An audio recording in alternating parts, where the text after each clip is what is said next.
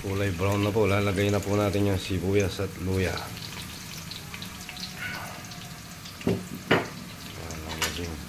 Konting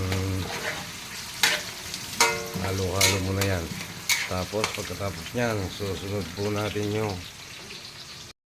lalagay na po natin yung toyo nya mga bossing.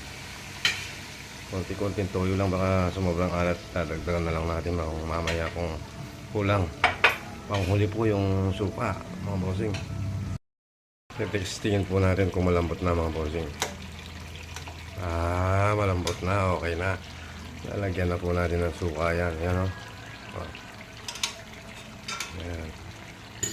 Lalagay po natin yung suka.